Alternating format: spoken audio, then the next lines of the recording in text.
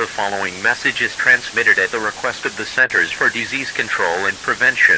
HNB-150 has now infected the entire New England area of the United States. If you are in the New England area, or the East Coast area, please follow the following precautions to ensure your safety. Wear masks at all times, wash hands as many times as you can. Do not go outside under any circumstances as this prion is extremely infectious. Lockdown measures will remain in effect and schools, stores, and any other business will be closed until further notice. If you need food, go to www.hnb150.com/supply and request supplies, and the National Guard will deliver supplies to your residence. We have discovered symptoms, but we cannot tell you at this time due to. We will now return to normal programming.